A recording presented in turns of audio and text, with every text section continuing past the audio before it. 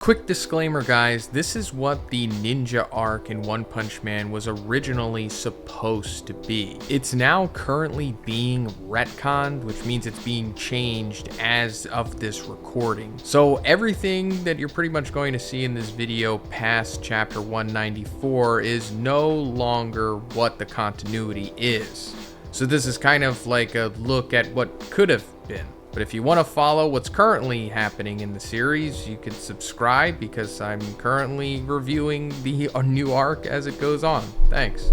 So this chapter starts off with Saitama accepting Flashy Flash's challenge to a fight, with the stipulation being if he wins, Saitama must become his student. However, if he loses, then he can never ask Saitama again. And when the fight starts, Saitama immediately just blitzes Flashy Flash, but like in a very different type of way. It's not like the typical speed blitz that we see in battle manga. It's both comical and incredibly cool at the same time because he just instantly appears in front of Flashy Flash without him comprehending it. Of course, showing how unfathomably fast Saitama is, even so nonchalantly. Let's not forget that Flashy Flash did go toe-to-toe with Platinum S and pre-Cosmic Garo in that air geometry dash battle. So he's, easily one of the fastest in the series. But of course, it is nothing compared to Saitama, even at this level of his power, if we're going by the chart, in his fight against Cosmic Fear Garo. And Flashy Flash is just trying everything. All of his name moves until he tries to use his Flash Fist, but he is countered by Saitama's Death Punch.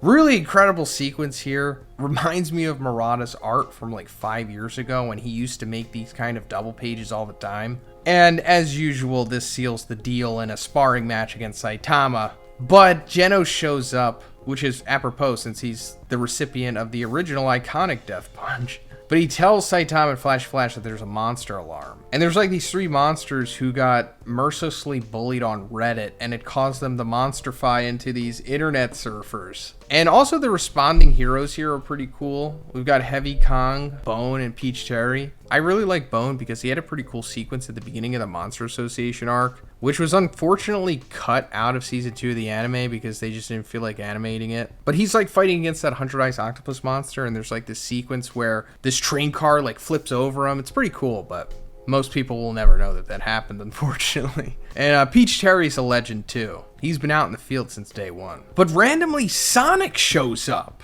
I think the last time we saw Sonic was when he showed up momentarily in the fight between Saitama and Tatsumaki. But apparently he knows that Saitama's going to show up here because, it's implied that he like stalks him. And of course they do show up, but with Flashy Flash this time, and it blows both of their minds seeing each other because this is the first time the audience has seen these characters meet. And we've been wondering for years, like, hey, they're both ninjas, and we know that there's like this ninja village thing because it was talked about when Flashy Flash originally fought Hellfire and Gale. So we're like, oh, they must come from the same place, right? Well, turns out that they do.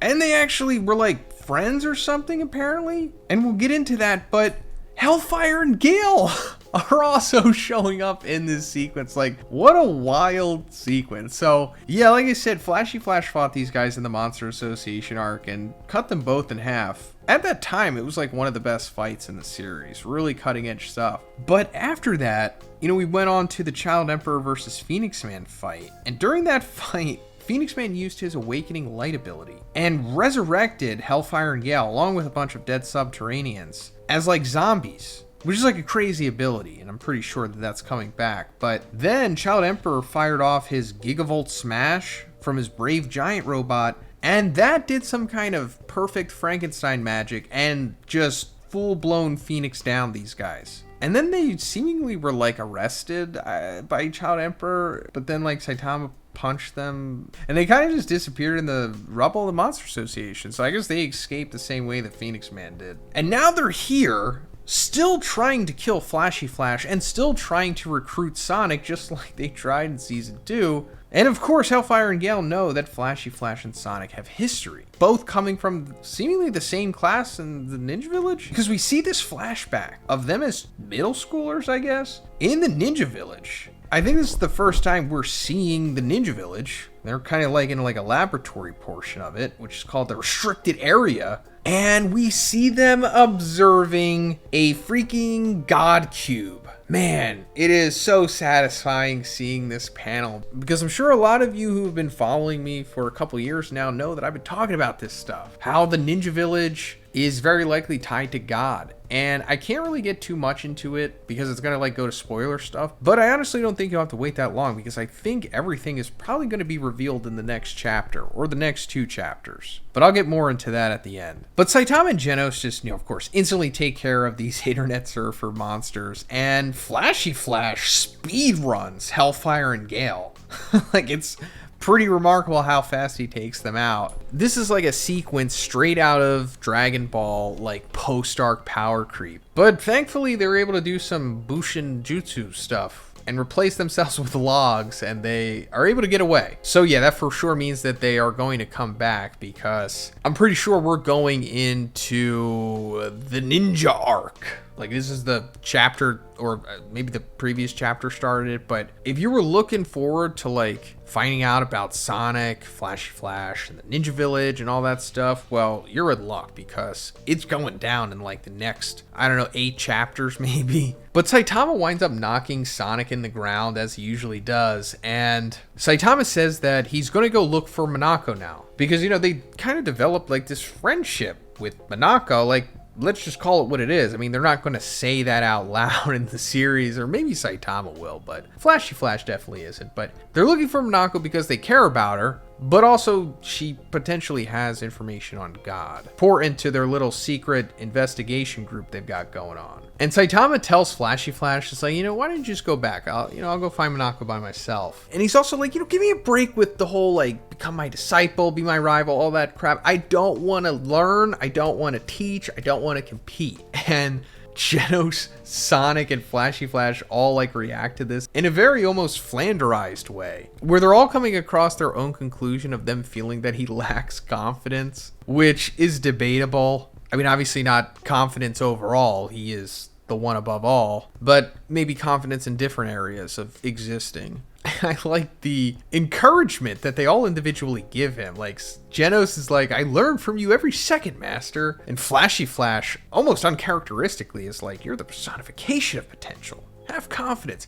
And then Sonic, even more uncharacteristically, is like, I'm impressed with your decent response whenever you attack me. It's like, I like it, okay? I don't mind that one is Flanderizing these characters little by little, especially like the likable ones that are having like hard face pushes, especially with Sonic and Flashy Flash as well. All of these characters are really important, especially Sonic, interestingly enough. And we're gonna find out, like, in this arc, like, how integral Sonic is to the overall series. But this just further annoys Saitama, and he escapes to King's video game lair. And he decides to just ask King to help him with finding Minako, because, King's chill. He's the only one that Saitama can really resonate with this point. But this also connects everything, because King did see Minako. Like, when he was leaving that mummy temple place, Minako was randomly there, I guess just scrounging around for food, looking for shelter or whatever, and they instantly find her with a Looney Tunes-esque curry and rice trap,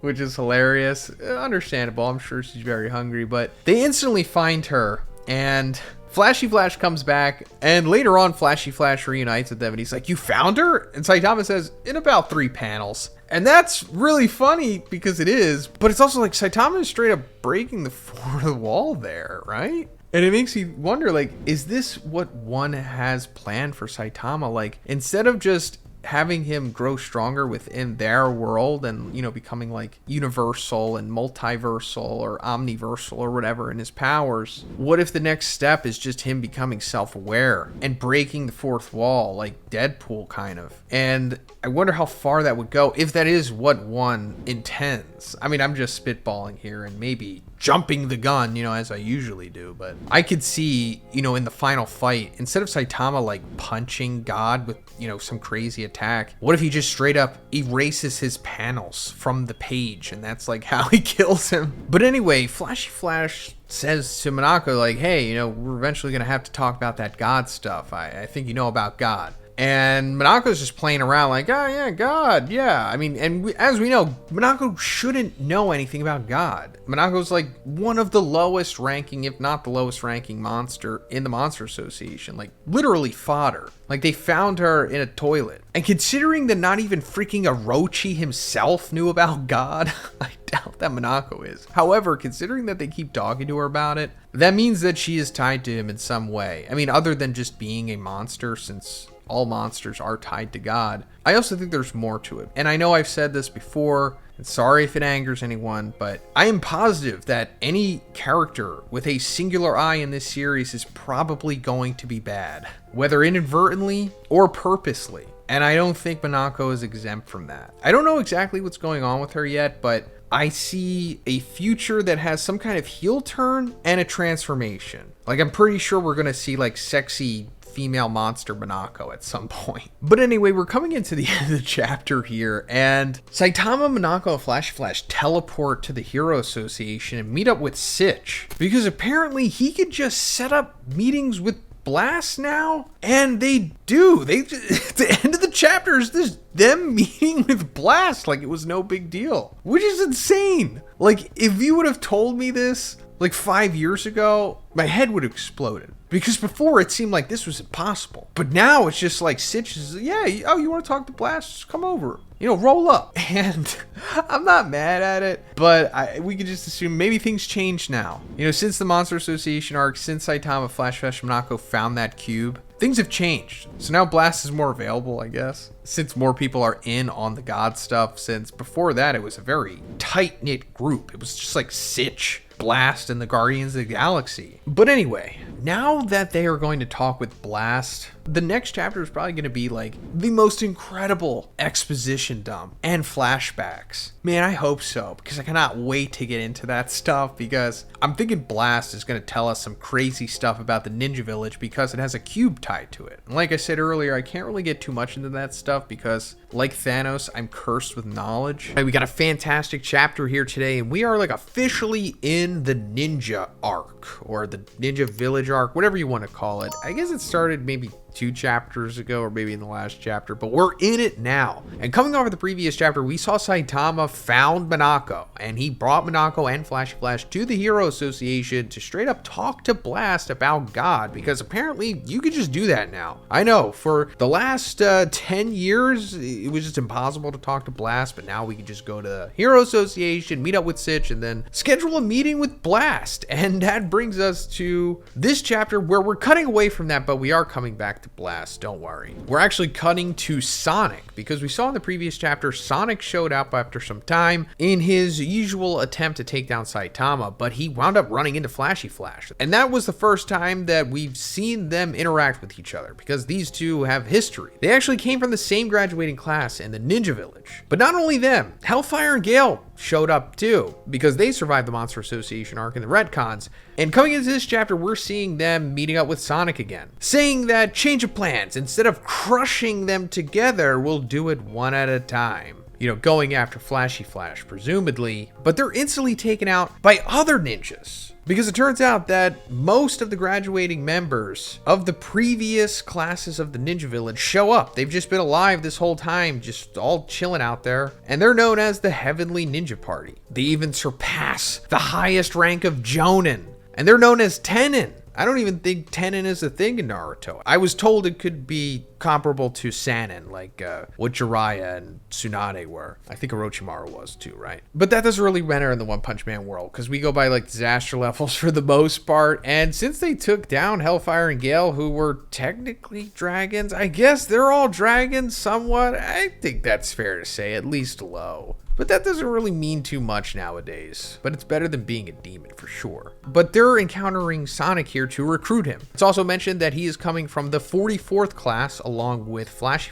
which is also said to be the last or the end class. And we're going to find out why that is, of course. But they go on to explain to Sonic that the time has come and that man has finally awakened. This world will be turned upside down. That man was the founder of the Ninja Village, and people have called him the most powerful ninja in history. He lost consciousness after a fierce battle with Blast 15 years ago and had been comatose inside a recovery capsule ever since. With that man as our leader, we will first assassinate our greatest sworn enemy, Flashy Flash, then move on to the public execution of Blast. So this is huge. Big reveal here, and it's that the founder of the Ninja Village fought Blast 15 years ago and then got put into a coma, and he was like in a Dragon Ball Z recovery capsule until then. So, we've already seen this guy. I don't want to beat around the bush anymore, okay? We've seen this guy, and we've seen him with Blast. Because we saw in chapter 173, in Blast's flashback, like when he first discovered that the God Cube was a thing, we saw that he had like a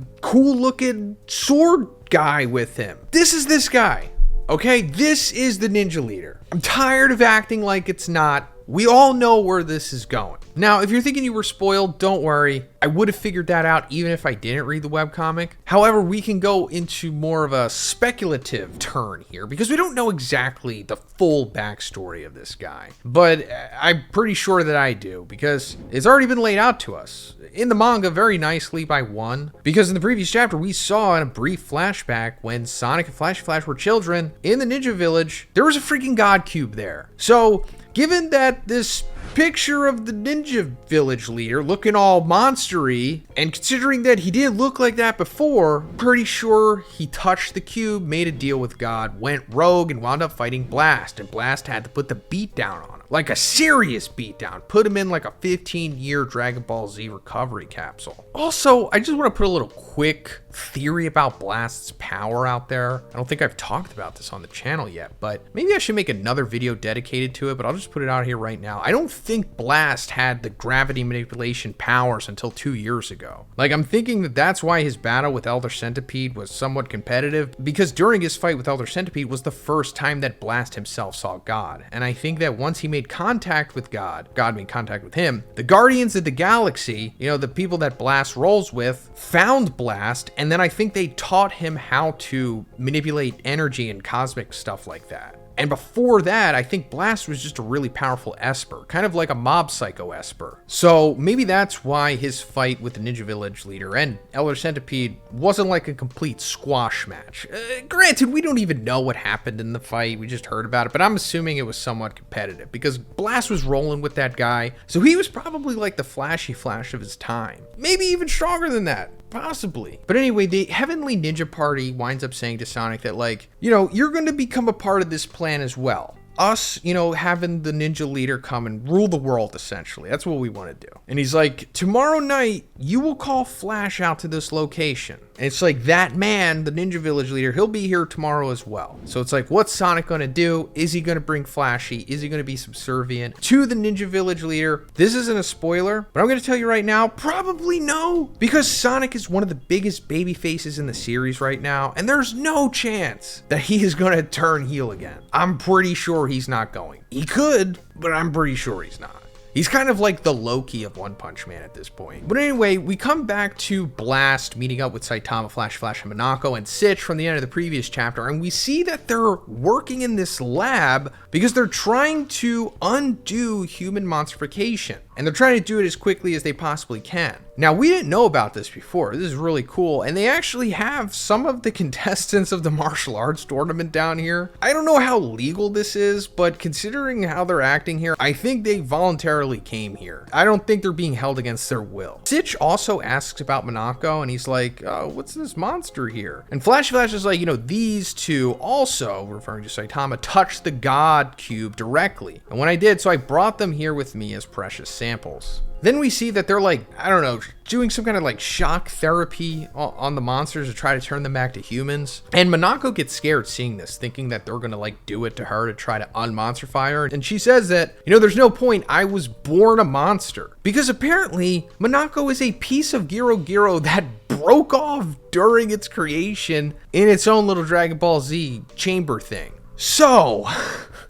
that's freaking wild. And if you've been following the channel, you know that I have been talking about Monako being suspicious since she essentially joined the group of Saitama Flash, right? Now, my main suspicion of Nako is the singular eye. Yeah, that's all it really takes for the symbolism to indicate that there is a possible underlying nefarious nature to a character. And sorry to everyone who has already heard this. I'm just going to put it out there again quickly. For all of the new viewers on today's video, also, hey guys, welcome to the channel. Subscribe if you haven't already. I review all of the best battle manga series. And I make theories and stuff too, so subscribe. Come on. But anyway, long story short, similar to One Piece, in One Punch Man, the good guys and bad guys are separated into the sun and the moon, but more so the left and the right, and even more so the left eye and the right eye. The right represents the sun, which is good. The left represents the bad, which is the moon. And when we typically see a singular eye, like a Cyclops kind of eye in this series, I would say 99.99% of the time, it means that they are evil or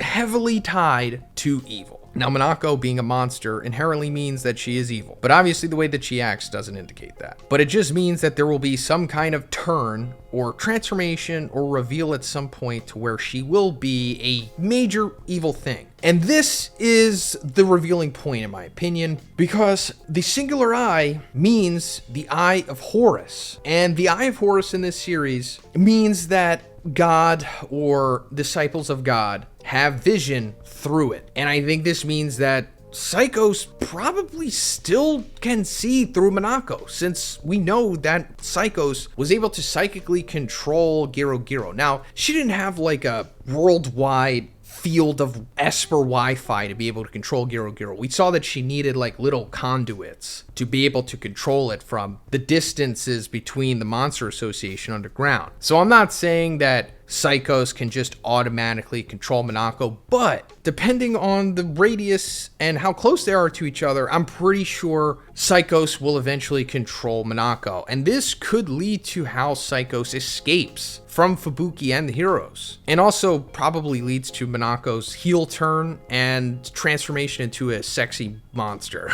But anyway, we're coming back to the monsters being experimented on, and Hamukichi from the martial arts tournament. Yeah, that's this guy's name. And if you're wondering how I know that, it's because I checked it on the wiki right before I said this. But we see that he willingly keeps going back and getting shocked, trying to reverse the monstrification because he knew that he made a mistake. Like, he was being watched on TV by kids at the dojo and he wanted to make a good impression, so I don't know, he just fell into peer pressure. And Goketsu dropped those monster cells and it seemed like a good idea at the time. Also, too bad that Goketsu's gone, because man, it would have been cool for him to like be reverted to a human and then join the heroes. I mean, yeah, that sounds fanficky, but man, that would have been so cool. Technically, he can come back. If you do the same stuff that Phoenix Man and Child Emperor did, they can find Goketsu's corpse and then reattach his head, and then Phoenix Man would do the Awakening Light, and then Child Emperor hits him with the Gigavolt Smash, then take him to this laboratory, run him through the electroshock therapy or whatever, make him a human again, and then send him to Bang's school, and then send him to the S-class. Come on, One. I'm practically writing this for free for you, bro.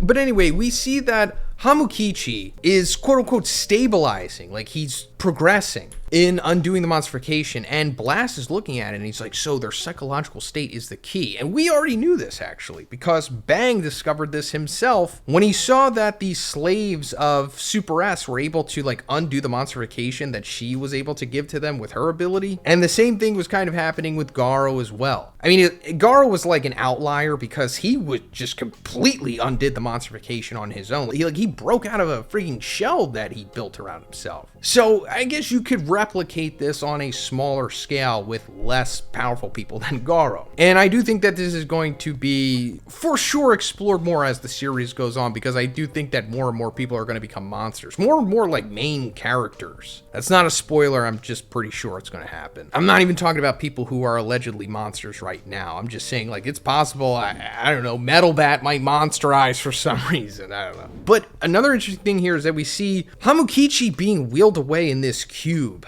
And, I'm sure a lot of you saw, oh, cube, like God Cube. Yes, 100%. But I think it has multiple parallels here. So first of all, God Cube. Second of all, the cube with the monster in there representing that all monsters come from God. But also, this is God himself trapped in his own hypercube. Because when Saitama Flash Minako looked through that hole underneath the Monster Association after they touched the cube, what I'm thinking they were seeing was God's power or energy or consciousness trapped in a hypercube. Because it was revealed 2 chapters ago, I think, through the Cruel Dragon story, which, let me put it out there, is not directly telling us the backstory of God. I just, in my opinion, think that it is. God was like separated from himself like 3 ways or something. Like his tangible form was like sent to Earth and it crashed into the moon. Then like his ethereal consciousness or whatever was sealed in a hypercube. And then a third part of him was sealed in another dimension. And it all comes back to like triple deity, you know, the concept of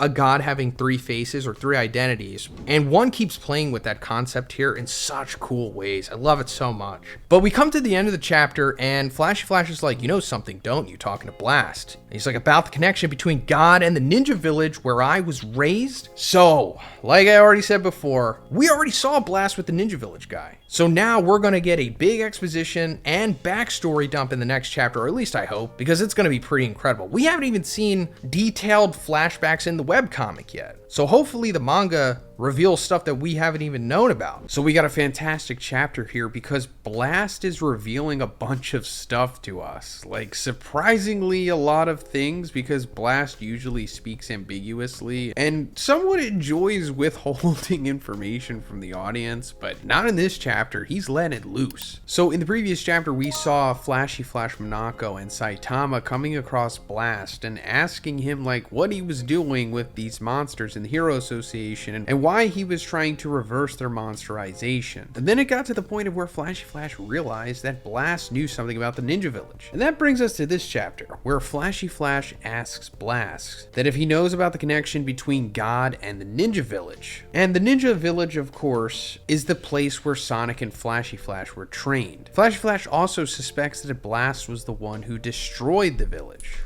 And Blast is like, yeah, you know, I wouldn't blame you for holding a grudge. And Flashy Flash doesn't care, because we'll find out that Flashy Flash and Sonic hate the Ninja Village. It was an awful place. And going more into that, Flashy Flash explains that it was located deep in the mountains, inaccessible to ordinary people thanks to the barrier the founder put in the place around it. And 9 years ago, right after he abandoned the village, he heard that it was completely wiped out by someone. And apparently when Saitama was looking for Monako during those 3 panels, we talked about this before, like Saitama straight up broke the 4th wall in the series, I think for the first time, saying that he found Monako in 3 panels. And apparently that's not going anywhere, because Flashy Flash is also acknowledging that Saitama said that. And while that was happening, Flashy Flash like sped all the way to the Ninja Village remnants and then investigated it. And when he got there, we saw a bunch of spheres like carved out of the Ninja Village itself. And of course, this is indicative of Blast's teleportation and gravity manipulation abilities. And when he goes in, he sees that the cube that he and Flash found as kids is gone. And he tells Blast that when he saw the marks, he realized that it had to be him. And he figures that Blast attacked them to recover the cube, as we talked about before, because that's, you know, Blast's whole motive. It's also really satisfying to finally hear all of this come to fruition, because we've been talking about this on the channel for like the last 3 years. Also, Flashy Flash says, thanks to my annoying upperclassman ninja, I was finally able to connect the dots with my memories. Annoying upperclassman ninja, of course, the surviving former Ninja Village members who were able to find Sonic and Flashy Flash in the previous chapter. But I also guess this is just one clearing up why Flashy Flash didn't immediately recognize the cube when they found it underneath the Monster Association, like with Saitama and Monako. And it's like, hey, I'll buy it. Why not? But not only did they find the cube, they also found the ninja leader in his Saiyan recovery capsule. And we're seeing that he looks like a straight up monster. And remembering this, Flash Flash realizes that, you know, he probably was given powers by God, which is the most logical answer here since, you know, the cube was involved after all. And then Blast spills the beans and he's like, that guy, he was my partner. You know, we used to hunt the cubes together. His name is Empty Void. And we get to see what he looks like, and he's pretty cool. And we already could have put this together ourselves, because a bunch of chapters back, I think it was like 183 maybe,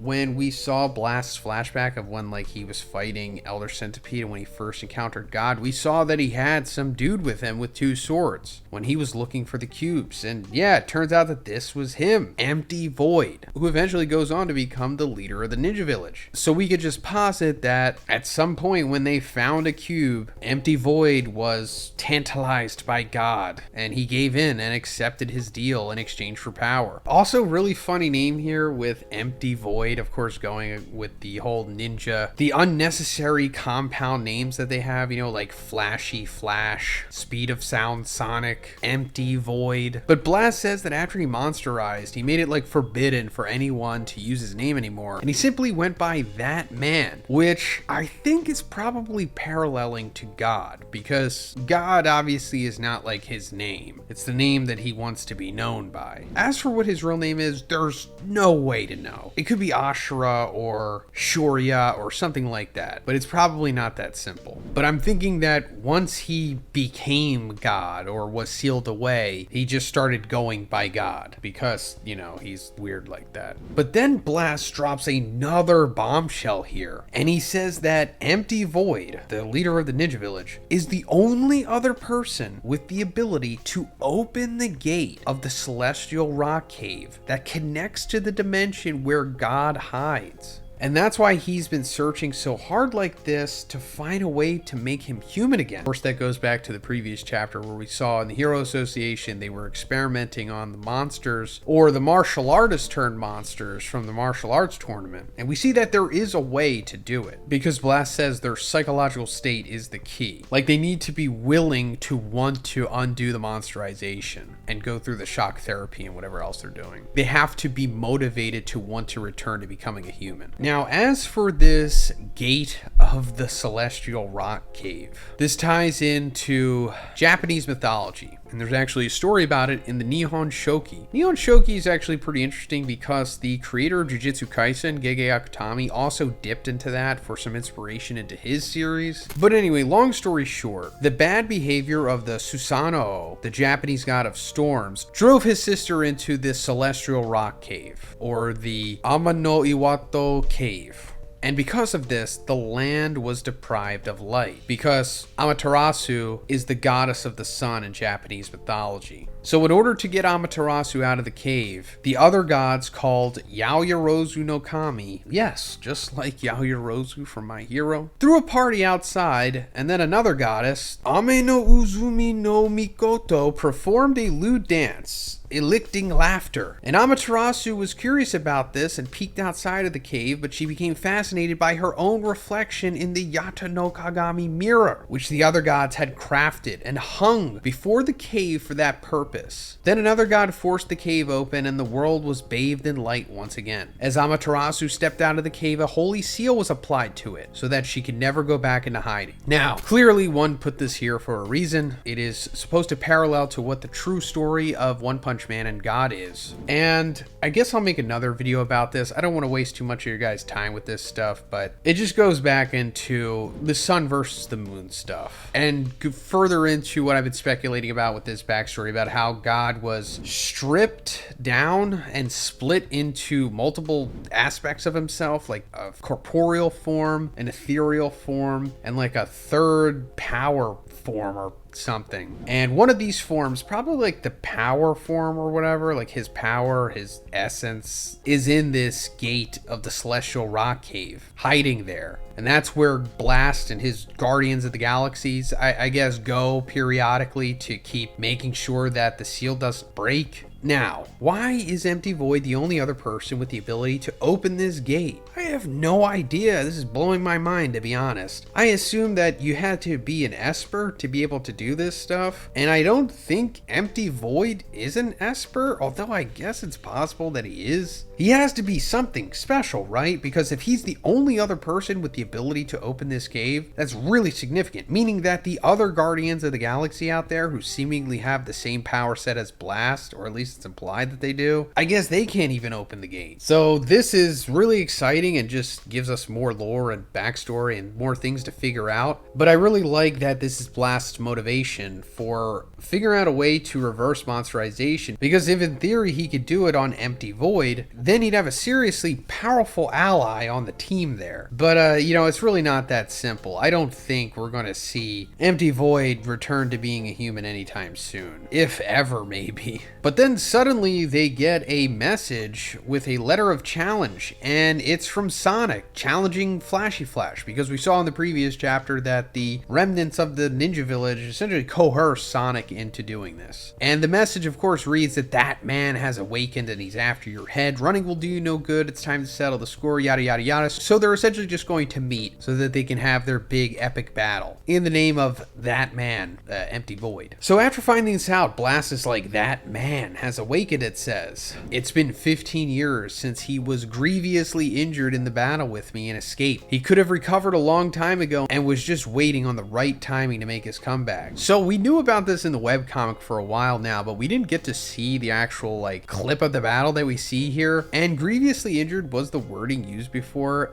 And now that we see what had happened, it seems like him being grievously injured is just his right arm was injured, which, you know, right, left, good, bad. But Flashy Flash also says seems like he couldn't deliver the final blow. What a softie, which is probably true. I mean, he was Blast's boy, but this just settles some things, I guess, with how the battle went. And it seems like it was kind of one-sided. And also, I guess this debunks the theory that I had that Blast didn't have his gravity manipulation powers before encountering God, because I thought maybe he got some kind of power up after he fought Elder Centipede, and that explains why he wasn't able to take him out. But now this kind of throws a wrench in it, and I still don't understand why Blast just didn't one-shot Elder Centipede, but that's a story for another time, I guess. But anyway, Flashy Flash and Sonic decide that it's probably best to go back to the Ninja Village because, you know, that man will come out. But Flashy Flash says that, you know, there's something that he needs to take care of beforehand, and that Blast should head to the hideout before him. And Blast is like, yeah, that's fine. And the thing that Flashy Flash has to do beforehand, of course, is to fight Sonic. And he gives Blast these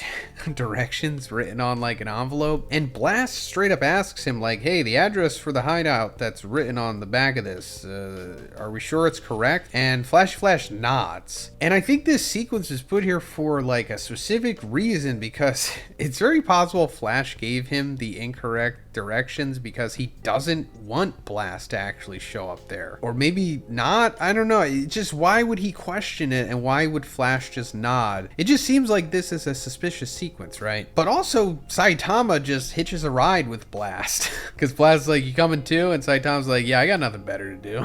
So in theory, Blast and Saitama and Monako are going to the Ninja Village to encounter the Ninja Village leader, but it's probably not going to be that simple. But after this, Flashy Flash just starts darting away to the location where he suspects Sonic is trying to meet him. And we get another flashback to Sonic and Flashy Flash as kids at the campfire during their time at the Ninja Village. And we find out that Flashy Flash was born outside of the village, and that at some point as a child he was sent there or sold there possibly. But Sonic, on the other hand, was born in the village and forced to live there. And going further, he's like, yeah, you're probably wondering how I managed to keep my mind from becoming another cog in the machine, right? It's because I was born with a powerful soul, so they weren't able to control me. Now, before I go into some speculation here, or some speculation about who Sonic could be, let me just go into some of the symbology here. So if we look at this scene with the campfire, you'll obviously see the Ninja Village in the back with the moon above it, obviously relating to God, who represents the moon, Osiris. And if we look down, we see Flashy Flash and Sonic in front of the campfire, the light illuminating from it. You know, light,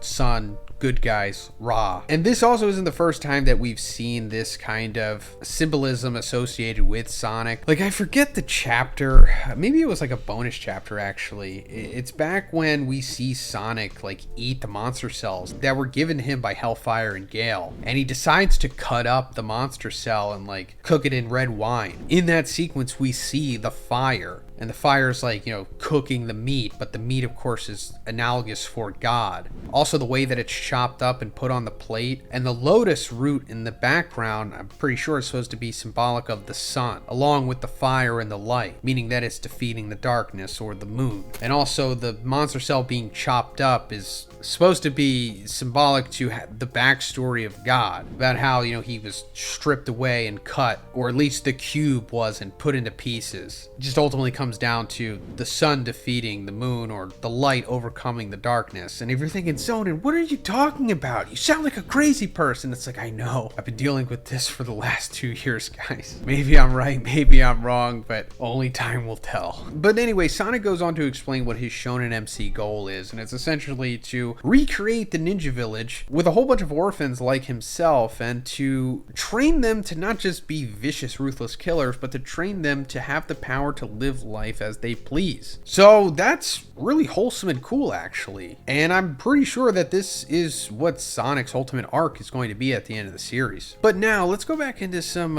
spicy speculation with Sonic, because he says that he was born in the ninja village and that he was also born with a powerful soul. Does this mean that Sonic is somebody's son? Is he like Empty Void's son, or is he, dare I say it, Blast's son? No, probably. Maybe. I don't know. I don't want to put too much stock into that one. But it just seems like he has some kind of like significance to him at this point, right? We're getting it kind of hammered home a little bit. Or maybe not. Or maybe he is. But Sonic shows that, like, hey, I've even picked out a new place for this village that I'm going to create when I become the Hokage. And we cut to the future, and of course, this is the same exact area where Sonic and Flashy Flash decide to have their fated duel at. Love this writing. So good. And then we see them draw their swords, and Sonic says it's the perfect setting, don't you think, for the end of this ridiculous dream? And then we get the title of the chapter, 196, The Place Where Dreams End. So, man, what a good chapter. And of course, in the next chapter, we're going straight into Sonic versus Flashy Flash. Now, on paper, Flashy Flash is for sure the heavy favorite coming into this match. However, Sonic looks very confident. Not like his over-delusional self, like going against Saitama. This is different. He knows Flashy Flash. He knows how the ninjas work. And he's probably been doing some training off-panel. We haven't seen him in a while. So don't count Sonic out. And no, that's not a spoiler. I don't know what's going to happen in this match. All bets are off on the manga continuity, guys. So coming into this chapter, we see Flashy Flash facing off against Sonic. This is because in the previous chapter, Sonic had challenged Flashy Flash to a duel. This is, of course, on the behalf of the Heavenly Ninja Party. Like Sonic and Flashy Flash, they come from graduating classes of the Ninja Village and need Sonic as a part of their plan to lure Flashy Flash out. This is because the leader of the Ninja Village has awakened from his 15-year slumber after being defeated by Blast, two of which he was the former teammate of. They figured that Sonic is the best candidate for this because they both came from the same graduating class and that they were actually friends back in the day when they were kids in the Ninja Village.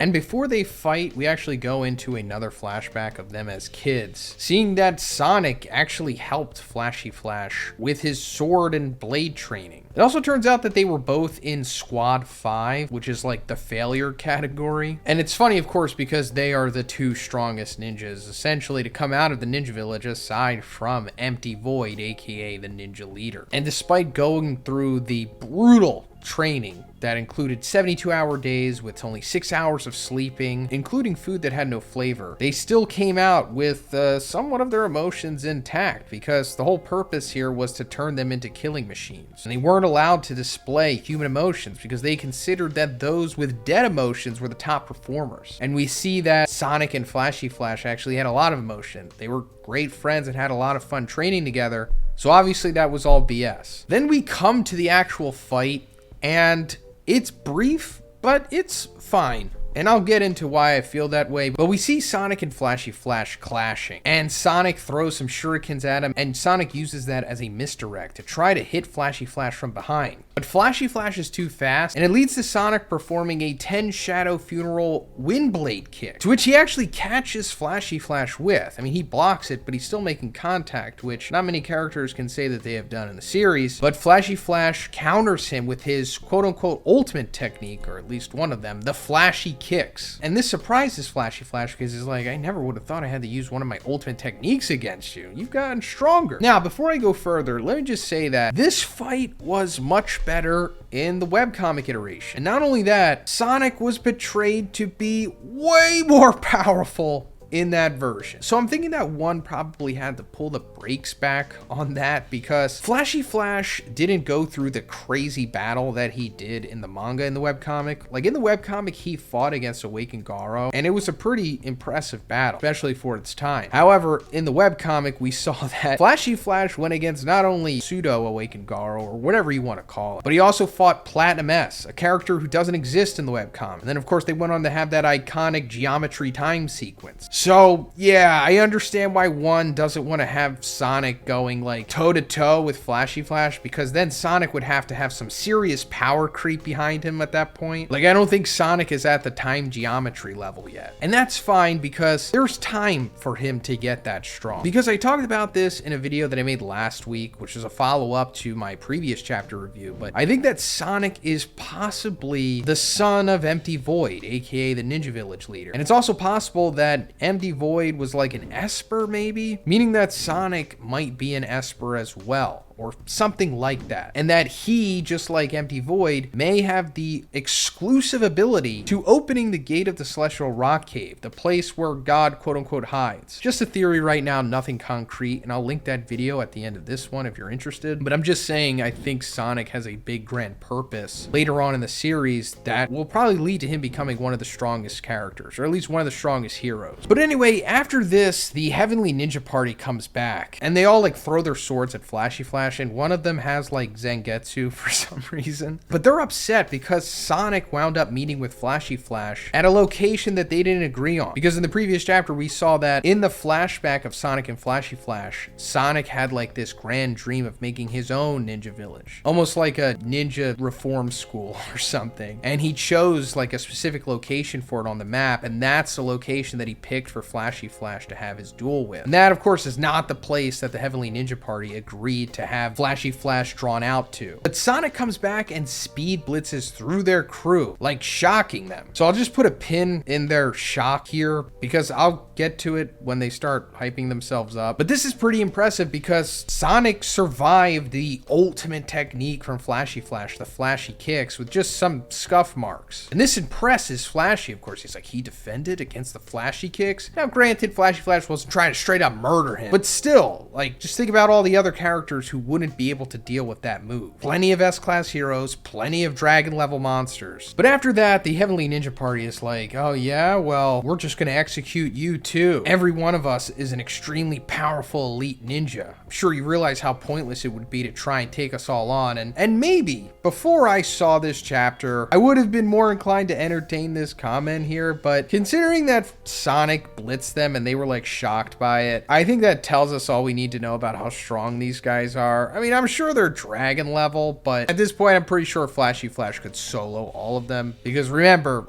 time geometry feat, I don't think any of them are even coming close to that. But after they make that comment, Sonic like stares them down, and he sees like a vision of Saitama behind them, and he says they're so tiny, smaller than grains of sand. Of course, comparing them to Saitama, because Sonic knows how strong Saitama is. He knows that he's the one above all. So everyone else is essentially nothing compared to him in his eyes. It's like, for example, you've been just playing basketball with Michael Jordan one-on-one for like years, and then suddenly, I don't know, you just decide to go out and play at the local court down, near your house, and there's like a bunch of like casual 27-year-old tryhards on the court who are like trying to play a pickup game with you. It's like, yeah, I'm gonna destroy these guys because I've been playing with Michael Jordan. And then Flashy Flash is like, you must have done a lot of training, Sonic. Sonic's like, you're only alive because we got interrupted, Flash. And this is like a nice little banter between them. They are like for sure friends again at this point. Like all they needed to do was like get that battle out of their system, similar to like another makeup session that you would have in a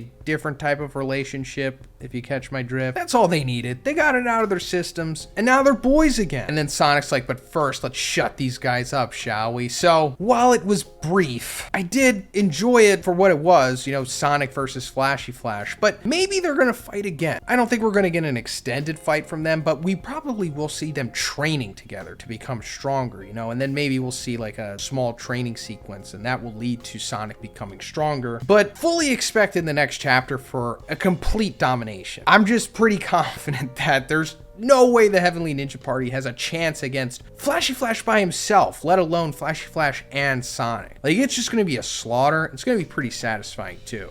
And it's also going to be a device to bring them closer together. But we also can't forget that man, Empty Void, the Ninja Village leader, he's still out there. And he's supposed to meet at the Ninja Village, or meet at the original place that they wanted Sonic to lure Flashy Flash out to. Now, does that coincide with the directions that Flashy Flash gave to Blast and Saitama? Maybe. That would be kind of anticlimactic if Blast and Saitama just take care of the ninja leader. But it is One Punch Man and nothing is off the table. But I just hope it ultimately leads to Empty Void breaking away, reuniting with one of the bad guy factions, getting another power from God, and then being the final opponent for Sonic and Flashy Flash. Right? I mean, that's where it's kind of headed, right? I mean, I hope so. But yeah. So coming off the previous chapter, we saw Sonic and Flashy Flash having their fated duel, which actually turned out to be surprisingly competitive, given the power difference between the two. Sonic seemed to get like some kind of power up through training off panel, which is, part of the course for these series. No problem there. He actually pushed Flashy Flash to using one of his ultimate techniques, the Flash Kicks, which surely would have destroyed most of the other characters in the series, I guess, that aren't above Dragon or higher. And he was able to get away from it relatively unharmed. But then the Heavenly Ninja Party found where they are and decided to take them both out because they had planned with Sonic beforehand to lure Flashy Flash out so they could kill him for Empty Void, the Ninja Village leader, or that man. And once they realized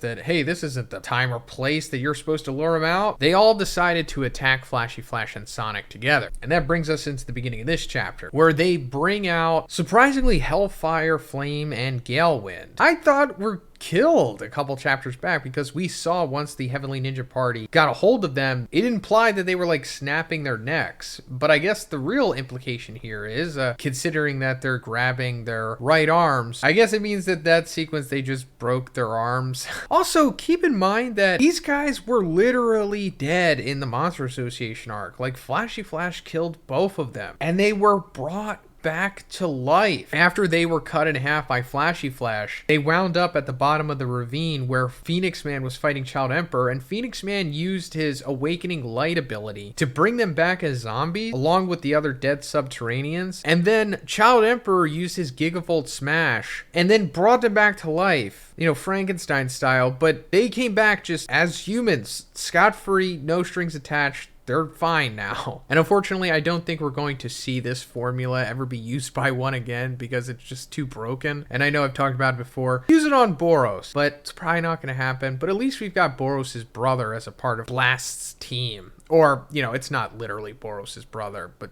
maybe it could be some guy from his race. But I was wondering, what's the point of bringing these guys back if they're just doing nothing except getting crapped on? And we're going to see at the end of this chapter why they actually came back. Because it also answers the question of, why aren't they becoming monsters anymore? Because like I said, they just keep getting crapped on, but we know that they can get stronger because they were able to transform into monsters from eating the monster cells. But I guess that went away, but we'll talk about it more at the end. So the Heavenly Ninja Party wants to send out Hellfire, Flame, and Gale to attack Sonic and Flashy first, being like their sacrificial pawns, as they say. But regardless of what they do, it's not going to be effective against Flashy Flash and Sonic because they're so familiar with how the Ninja Village works. And one of the main takeaways is the training that they all receive. And it's that they don't want them to think of each other as comrades. And that if they even meet each other after graduation, it'll be to kill each other. So they've all been trained to be like solo acts. There's no camaraderie, there's no teamwork, there's no synergy to speak of. So if they all attack them at once, it's just going to be like uncoordinated chaos, which actually becomes a benefit for Flashy Flash and Sonic. Because Sonic also realizes that another thing that they were taught was to start destroying the weakest ones first and then work your way up. And then Sonic comically thinks that they're going to go after Flashy Flash because he assumes that Flashy Flash is the weaker one,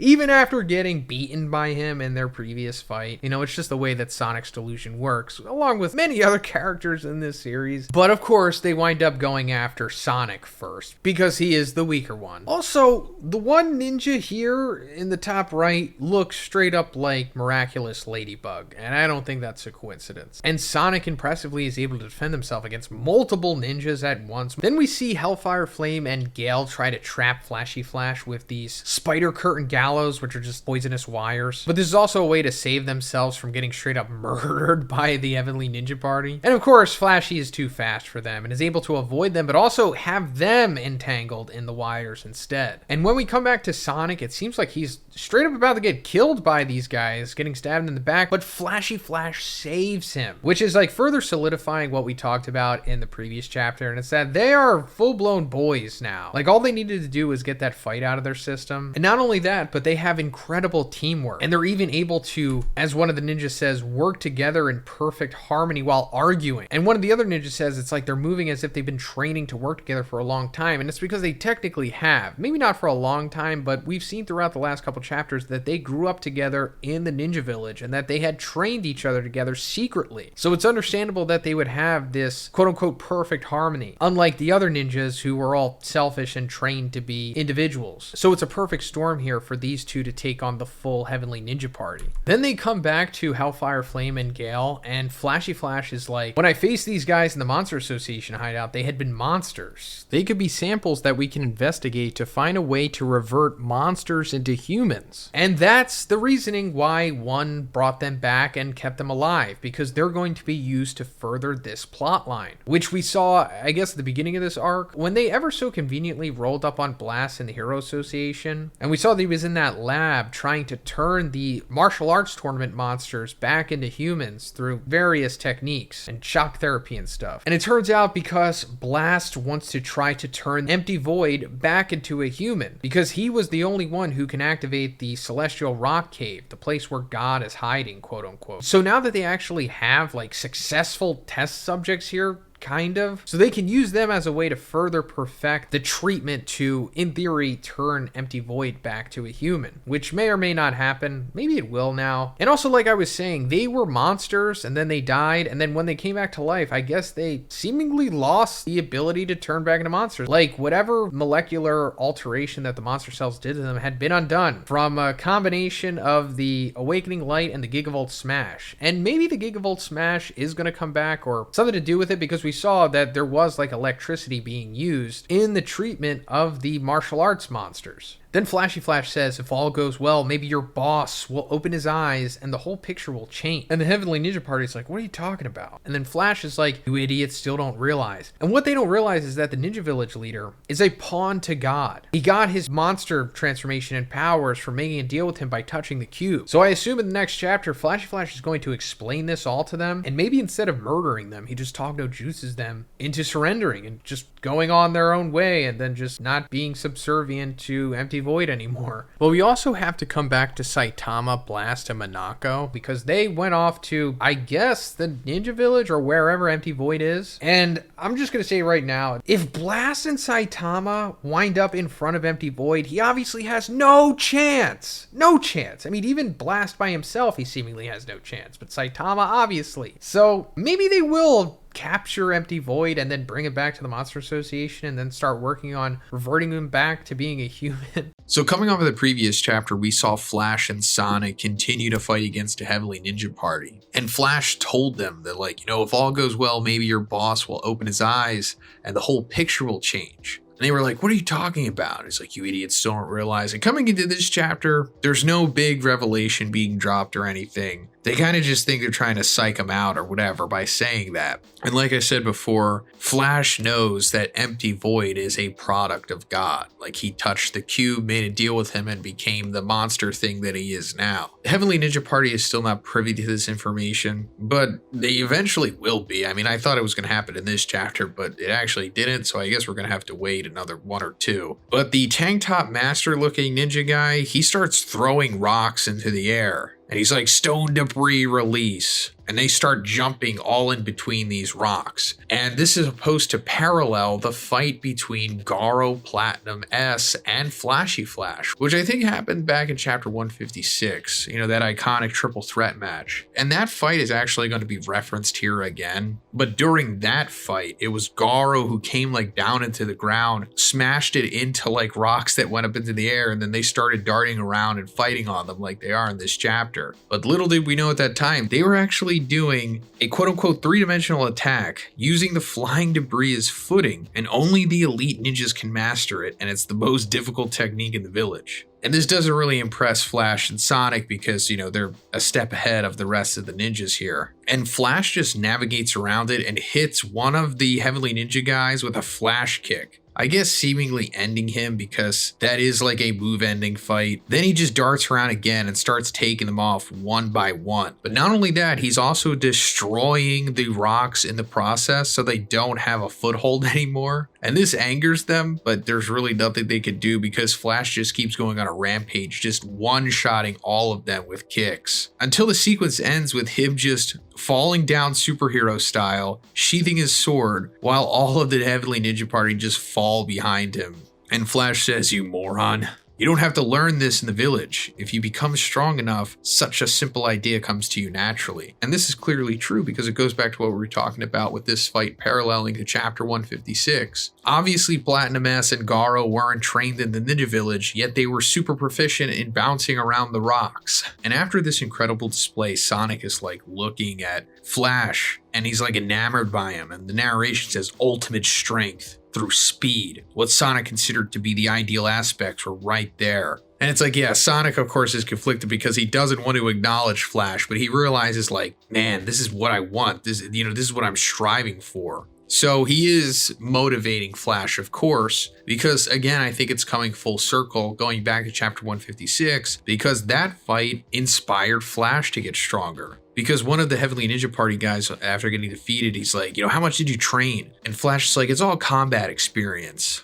But one thing I'll say is that you can't become stronger if you cling on to your worthless pride. And then we see him remembering his fight against Platinum S. Now, going back to 156, that was like a huge wake-up call for Flash because coming into that sequence when he was getting bested by Garo and Platinum S, he was like, this can't be. Just today, I met 4 people who surpassed my speed, referring to Saitama, who was like the real eye-opener for Flashy Flash, of course, but he was still in pretty good level of denial about it. Then he ran into Blast in that iconic sequence, which he could not shake off. He had to immediately realize like, oh my God, Blast is insane. When like he avoided the flashy kicks and just teleported behind him essentially. And then Platinum S and Garo. And Flash did come back with a pretty good offense against Platinum S, but it just ultimately wasn't enough. And we come to the sequence that Flash is remembering in this chapter, where Platinum S grabs his arm and he's like, this is the level a mere human can reach then. And he just kicks Flash in the head, knocks him to the ground. Then he just knocks Flashy away and eventually comes back to him and like kicks him in the head again. And he's like, you're so full of openings. Is there something wrong with your spirit? Just like Darkshine, when you're outclassed by someone in your specialty, you abandon your duties and put all your effort into protecting your own pride. That's what being a hero is all about, right? Being who truly wants to help the weak does not exist. And he just smashes Flash with like a right hook, sends him into the ground and straight up defeats him. Like in this sequence, Platinum S defeated Flashy Flash cleanly. So him remembering that here shows that that's what motivated him to get stronger and to also quote unquote not cling on to his worthless pride, which of course he hasn't completely abandoned. There's still quite a bit of character development before that happens. He still needs to have a little bit of delusion to him, to keep his character intact and, to also raise the comedic value of it. But we are approaching that with Flash, and this is a huge step in the right direction. And also him telling this to Sonic is hilarious because Sonic is the same way, which, goes into the final panel here where both Hellfire and Gale are like quite rich of them to comment on each other's brides. But Flash saying to Sonic, he's like, looks like you're still growing, which is, a comment towards Sonic, of course, but also commentary on Flash himself. So I suppose that's the end of Flash and Sonic versus the Heavenly Ninja Party. And they actually didn't have to kill any of them. I'm pretty sure the webcomics continuity, they like kill them all. But, the manga, way different level of morality for the heroes in the manga's continuity for sure. And I'm not mad at it. Also, they don't really have to die. You know what I mean? Since they are just, as Kizaru puts it in One Piece, cogs in the wheel created by Empty Void. And speaking of Empty Void, I guess we're going to go into him into the next chapter, right? Because seemingly he's going to converge with Saitama, Minako, and Blast. And as we talked about before, he has no chance. I mean, he has no chance against Blast, let alone freaking Saitama. Like, I'm sure Empty Void will be really powerful, maybe on the same level of Flashy Flash, if not even a little stronger than him, to be honest. There's no way to know for sure yet, at least, but they now have Hellfire and Gale in their possession. And, as we talked about in the last couple chapter reviews, they were, monsters through eating the monster cells. And then when they came back to life through Phoenix Man's magic and Child Emperor's electricity attack, they seemingly reverted back to full-blown humans. So they could help with Blast's research of trying to turn Empty Void back into a human, by studying Hellfire and Gale. So I guess Empty Void will be captured and brought back to the Hero Association because remember, he is seemingly the only person who has the ability to open the Celestial Rock Cave, which is where God is quote-unquote hiding. So they need to, revert him back to a human so that he could be compliant with helping them with that. But I just hope that they don't keep him entirely like a good guy forever, because I would love to see him as a part of God's final team. And like the final opponent for Flash and Sonic. I mean, that would just be perfect, right? It seems like it's being set up that way. So hopefully it does, play out in that fashion. But in this chapter, we see Empty Void, the leader of the Ninja Village, finally show up to take on Flashy Flash and Sonic. This is like their big arc-ending boss battle, and it's going to be incredible. But before we get into that, we got to talk about what got us to that point. So Flashy Flash and Sonic had just defeated the Heavenly Ninja Party. And instead of killing them, they decided to explain to them the true purpose of the Ninja Village. And it turns out that it's not just some ploy to make this elite group of assassins for seemingly monetary purposes and control of power, I guess, but it's more so to quote-unquote become a testing ground for creating minions of God similar to Empty Void, the leader of the Ninja Village himself, and that the cube that they had was being used to test people's suitability as these minions of God. And we go back to that flashback of Sonic and Flashy Flash as kids finding the cube. When they look off to the side, they see like this mound of bones, and it's because there's multiple people, seemingly most of them, who were not suitable to receive God's power, because as it says here, your life is forfeit if you are not suitable. And we knew that originally, because back in the Monster Association arc, when Flashy Flash, Minako, and Saitama found the cube underneath it, when they touched it, God spoke to them and said, if you're worthy, you can get my power, but if you're not, then your life is forfeit or you'll face confiscation,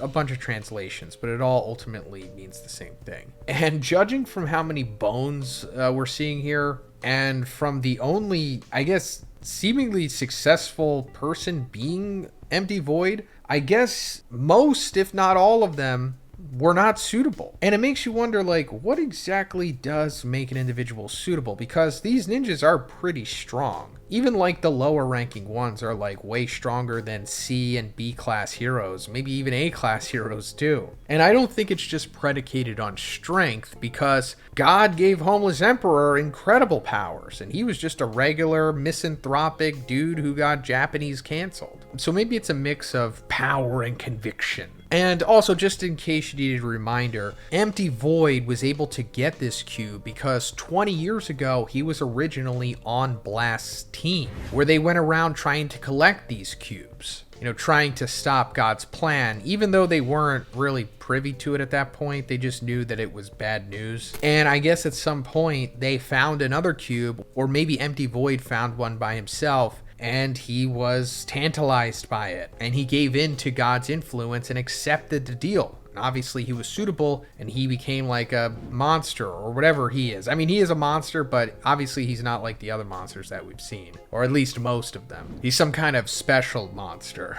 And then after that, I guess through God's straight up direct orders or subconscious influence, he made the ninja village in order to make more of him, or more of quote unquote God's minions. And this is like the recurring theme with God. He's done this multiple times with different factions. We originally saw it with the Monster Association, like obviously just making it so that people in the world can naturally become monsters. And in my opinion, God is able to do this by contaminating the water and food supply. I made a whole video about this. If I remember, I'll link it at the very end. But aside from that, he had influenced psychos to make the Monster Association and create Orochi. Orochi was like one of his biggest paths of coming back because he needed a monster to eventually come forth that was strong enough to be able to go onto the altar to resurrect him. Obviously that didn't work out, but it's okay because he has multiple contingencies, such as with the Ninja Village here. But also, he has another contingency with the Esper group Tsukuyomi, the group that was experimenting on Tatsumaki when she was a kid.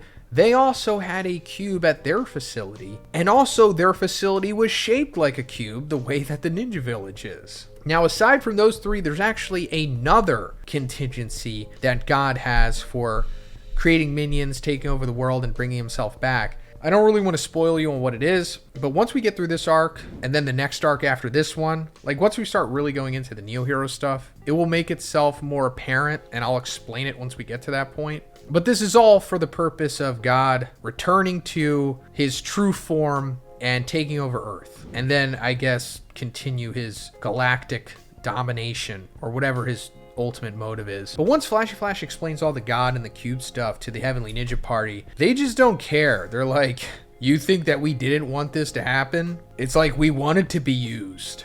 This is us like fulfilling the duties given to us. And that they know that only in fulfilling the duties given to them can the ninja find their eternal resting place. They don't even care who they serve. It's just they want to give their lives. Like, they're just gone zealots at this point. Like, they're so gone that even Hellfire and Gale are like calling them robots. Which also shows that Hellfire and Gale are totally not on board with all this stuff, and they are having like a pretty much face turn at this point. Like, I don't think they're going to die.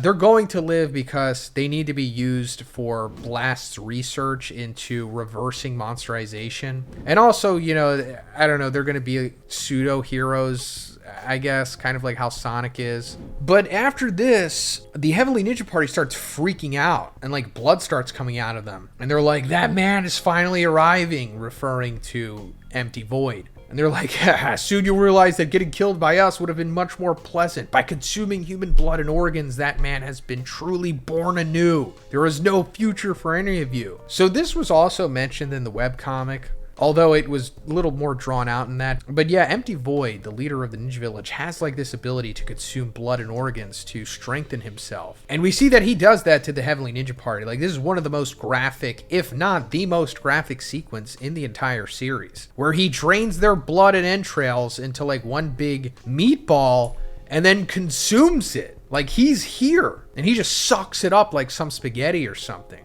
Or, I guess more applicable would be ramen here, right? But before I get into his grand entrance here, consuming blood and entrails and flesh is also another parallel to God, and we've seen this throughout the series too. It was more so made prominent with Garo, I guess, like as Garo was going through his slow monsterization, we saw that he just started straight up eating monster flesh, and he said, it didn't matter, any flesh will do. And later on, once Sairochi became a thing, like Psychos received that power up from God infused with Orochi, she kind of had like this new type of personality, which was more so God influencing her. And her ultimate goal was to become like this thought entity that took control of Earth and became the Earth itself by spreading out those meat roots that she received from the power up from God. And we saw that the meat root could absorb like organic things, like the monsters and the animals, whatever it came into contact with, and it would like suck you dry, like drain your blood and whatever else. So this was always like God's plan to do that, and he probably wants to do this eventually for all of humanity, because we see that God is like split into like 3 or 4 different versions of himself. There's like an ethereal aspect, there's like a consciousness aspect, there's like a meat and bone type aspect, and then there's like a fully fleshed aspect of him. And he probably needs like literal blood or entrails to regain his tangible form to some extent, maybe. And this also goes into like, you know, classic depictions of gods or demonic entities requiring this. You know, you could just Google it and you'll find a whole bunch of examples. But I've also made a very deep dive video on God and a lot of the things that I think one is basing him off of. But anyway, like I was saying, this just is showing that Empty Void parallels to God, although I'm pretty sure besides Psychos, he's the only other individual that we've seen with this ability. Also, Orochi like ate monsters, but he was more so just a big monster. I don't think he like literally needed to eat monsters, but he just did it as a show of dominance. But yeah, he shows up here and he looks awesome. And he's about to fight Flashy Flash and Sonic. And let me also point out that this is very different than what happens in the webcomic. Now, I don't want to jump the gun and say that it's not going to play out the same exact way in the webcomic, because I don't know. And I'm not going to spoil anything, but I'm just going to say that, man, I really hope that we get to see him take on Flashy Flash and Sonic here in an extended fight. I don't want them to defeat him because this guy more so seems like he would be a better final arc opponent for them, you know? So they should have a fight here, show how strong he is, and then, I don't know, he escapes or something. Unless one is just going to speedrun this whole storyline and then Blast is going to somehow show up and then take him back to the Hero Association and try to undo his monsterization, because it turns out that this guy, Empty Void, is the only one who has the ability to open the Celestial Rock Cave, like the hidden dimension where God is quote-unquote hiding. So that's going to come back into play too, but really looking forward to seeing where this fight goes and what Empty Void is capable of, because this guy, I think at the minimum, is above Dragon. Alright, so we're seeing the Ninja Village leader, Empty Void, fight against Flashy Flash and Sonic in this chapter. And not only that, we're also getting insight into what his abilities are. And if you're a fan of Naruto, you're gonna love this chapter because this guy can use genjutsus. But the genjutsus that he's using here seem to be something that we haven't really seen before. And I'll get more into what I think he's doing, but coming off of the previous chapter, we saw that Sonic and Flashy Flash had defeated the Heavenly Ninja Party, and then suddenly Empty Void showed up, as it was foretold that he would, and like sucked all of their blood and entrails out. But coming into this chapter, we're seeing that he actually didn't do that. It was a genjutsu. And Flash is like, you know, don't be shocked. If he really wanted to, he could have done it to us too, right? And I guess he could have, but I just assumed it was like because these guys were at like death door, or they were weakened, or they just had been taken over by his influence or something. I didn't think it was just like a domain expansion where you just get instantly hit by this thing if he's within your vicinity. But Flash and Sonic start going at Empty Void, you know, slashing away at him instantly. And we see that he is pretty darn fast.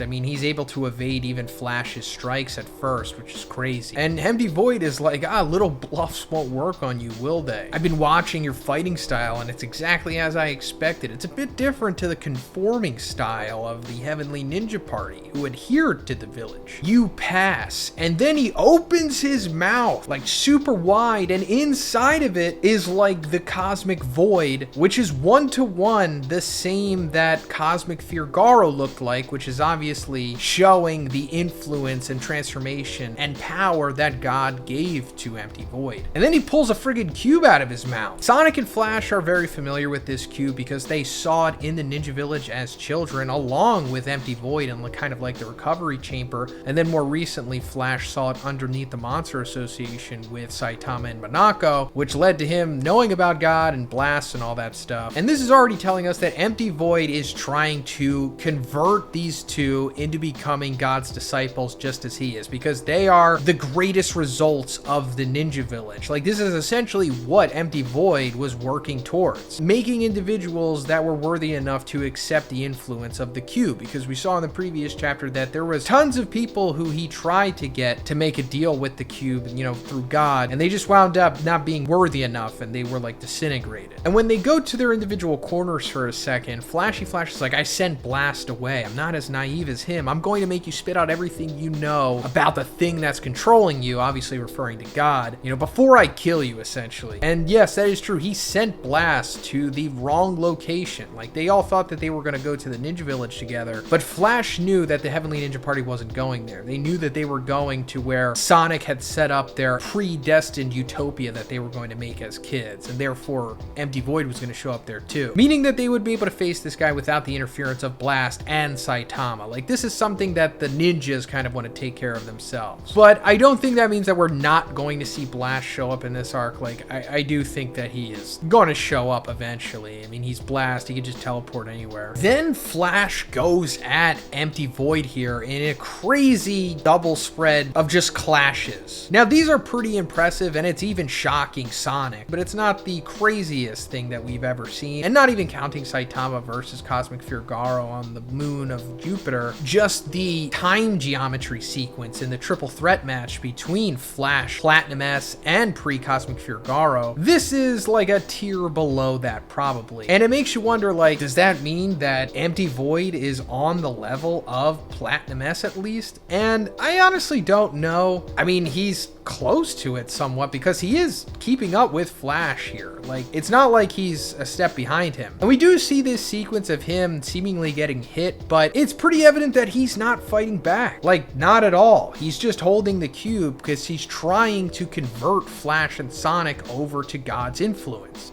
Killing them would kind of be a waste here. So far, he's not disappointing, especially with his Genjutsu abilities, which we'll get into now, because Flash closes his eyes and says that he excels at combat in the dark, like as he practiced as a child. And this is in order to avoid the Genjutsu abilities that Empty Void has. If you can't see, then I guess you can't be fooled by illusions. And as Flash is like talking to himself, he's like, I'll just rely on my senses. On someone like me, Genjutsu tricks are, and before he can even finish his sentence, Empty Void responds to him. He's like, not gonna work, you think? How about we see? And then suddenly 6 death punches surround Flashy Flash. And this shocks him. Like, he can't break this. Like, it makes him feel as though it's real. It's like impossible. Even the senses? It's not just visual manipulation. The source is a psychic wave that finds the target's fear, then personifies it. So that's fascinating. So first of all, this is what Flash experienced firsthand facing Saitama. So I guess this is like one of the biggest fears he's ever experienced in his life, is almost getting vaporized by Saitama. And I guess this almost all but confirms that Empty Void is something of an Esper. We were speculating about this before because it was revealed by Blast that Empty Void is the only individual who has the ability to open the gate of the Celestial Rock Cave, which is like a alternate dimension or something where God, quote unquote, is hiding. Flash also mentioned that there was a barrier placed around the Ninja Village to make it inaccessible to ordinary people. And I wasn't really sure what to make of that. Like, was it just the actual black box around it, or was it kind of like a barrier that Tatsumaki can create? And I guess that is the case. And considering that it seems like he could straight up read Flash's mind, I mean, at the minimum, it's saying that he can psychically find the target's fear and personify it. He is something of an Esper. I don't know if he's like a full-blown one the way that Tatsumaki is, but he's like Esper adjacent at least. So this is how he is able to do Genjutsus. It's not a simple illusion. It's like a literal psychic manifestation. And the next Genjutsu that he uses on Flash is making it appear that he diced up Sonic, and we see his head fall into his hands. Like, when I was first reading this shocked me. I was like, wait, Sonic is dead? And then it's like, no, wait. But while he's distracted by this, Empty Void comes up on Flash and then hits him in the face with the cube. And then Sonic, who is, obviously still alive, tries to come up and saves Flash, but then he gets hit in the face with the cube too. And Empty Void remembers that Sonic had accepted a monster cell. I guess he heard this through the grapevine because,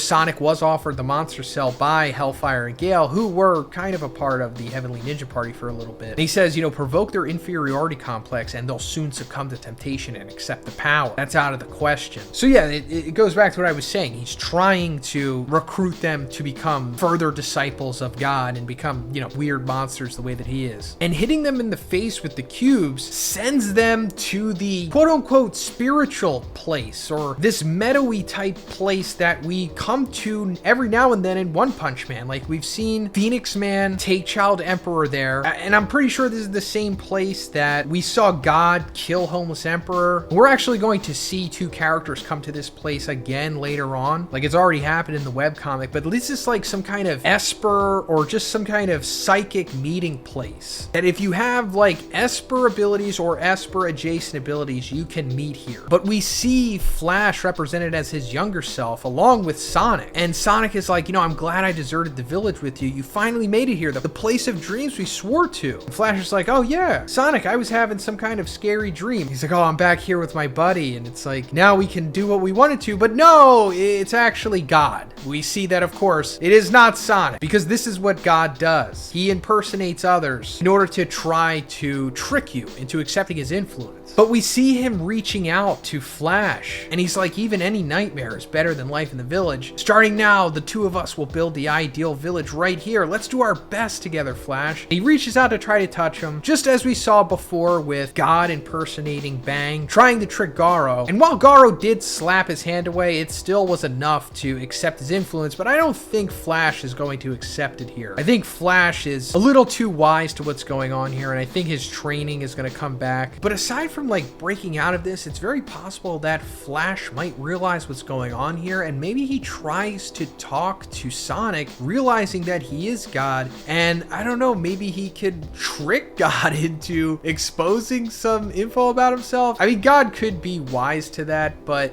man, I think that would be pretty cool if we try to see Flash use this moment to his advantage. But really looking forward to seeing Empty Void fight for real here. I want to see how strong this guy actually is. And I wouldn't really mind it if Blast showed up eventually too, even though he's a little too overpowered. Actually, not, he is too overpowered for this fight right now. But, I just want to see some more exposition get dropped between these two. But so Blast has finally returned, and he is not happy because we see that he appears behind Empty Void, the ninja village leader, right in the nick of time to possibly save Flashy Flash and Sonic here. And we'll get into that because we have been seeing the battle between Flashy Flash Sonic and the ninja village leader. And it's not the battle that we thought it was going to be, because Empty Void isn't really fighting back so much as he's more so trying to manipulate Flashy Flash and Sonic into becoming servants of God. And he's doing this by using genjutsus, but he's also using the God cubes as well. In fact, at the end of the previous chapter, he winds up hitting Flashy Flash and Sonic with the cube, sending them into their own specific special genjutsus,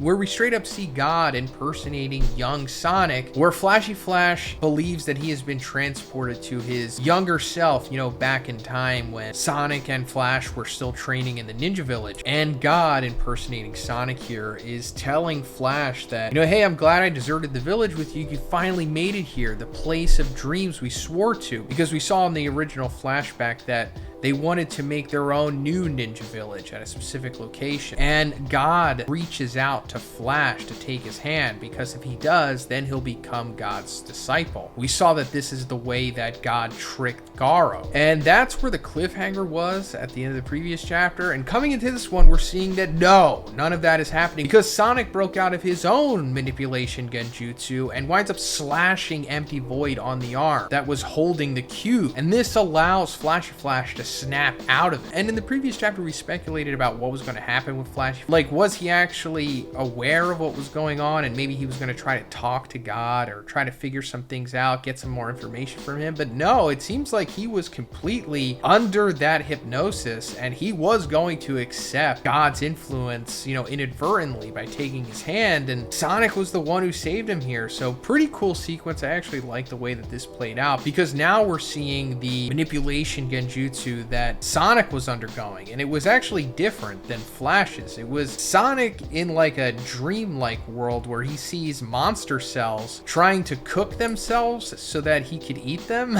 And we see essentially God speaking here as the monster cells to Sonic, saying like, you've been brushed off by Saitama, left in the dust by Flash, and humiliated by that man, Empty Void. Like, are you okay with that? Aren't you the strongest genius ninja? Like, God really has his finger on the pulse of the storylines in One Punch Man here. I mean, it makes sense because we always see like the moon in the distance looking down, which of course is representing God's eyes always watching. But of course, he's using this as a manipulation tactic to convince Sonic to accept his influence, this time via eating a monster cell, not just taking his hand, because we saw before that Sonic was very close to becoming a monster because he had already accepted the monster cells way back in like season 2 from Hellfire and Gale. But because he had cooked them, it seemingly stopped them from having the ability to transform him into a monster. And God was obviously aware of that because he's trying to run back that sequence again. But you'd think that he would have just ran the same thing that he did with Flash, like just sending them both back to being kids, because it was actually Sonic's idea to make the whole new Ninja Village in the first place. But he decided to just rerun the monster cell eating sequence with Sonic, and Sonic is like, nah, I'm not buying this at all. Like, he immediately breaks out of it and stabs the monster cell with a kunai and just gets out of the genjutsu. Then Sonic says for some reason Saitama's strength is elusive, but through Flash I can see the ideal of strength that I should target.